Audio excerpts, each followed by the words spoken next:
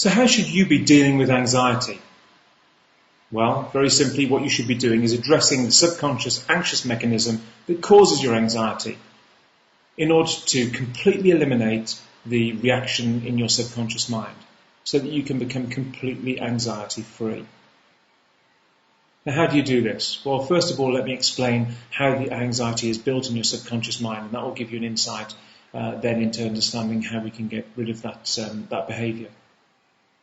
Anxiety, inappropriate anxiety, is caused when the amygdala, the small organ in the brain that is responsible for the anxious response, in other words, the anxiety control centre, becomes reset at a higher level of anxiety than is appropriate. And when you're born, you have a preset level of anxiety, but when anxiety disorders develop, that anxiety level is increased and becomes your new preset. Now, how does this happen? Well, this happens very simply by some catalyst, an anxious catalyst, maybe stress or a bereavement or whatever, causing your anxiety level to move higher. And once that happens, your subconscious mind then makes the decision as to whether that new high level of anxiety is appropriate or not. But as soon as that level becomes high, you start to experience symptoms and sensations and thoughts associated with high anxiety, and that causes fear. That fear is fed back to the amygdala. The amygdala reads that as a threat, sends out more anxiety. To cope with that threat, this produces more symptoms, which produces more thoughts and sensations, which produces anxiety, and so on. And so an anxious cycle is created. The key to overcoming this anxiety is to cure yourself, to remove the subconscious anxious behaviours that cause this anxiety. This is the natural approach. This is the only solution to anxiety disorders. But how do we do that? Well, what we have to do is convince the amygdala, the anxiety control centre, that you are entirely safe, that there is nothing in your environment that poses any kind of threat or risk to you. So when it sends out those what-if questions that are so searching and can be so invasive, things like, what if I pass out? What if I die? What if I pick up this knife? What if I harm this person? What if I do this to this person?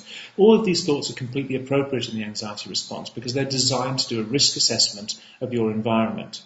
They feel wrong, they seem so wrong, and they can be so distressing, but they're entirely appropriate if you have a high anxiety. But what we do is we provide those thoughts with food. We create an environment for change, an environment for recovery, and we can show you how to do this in a very structured way.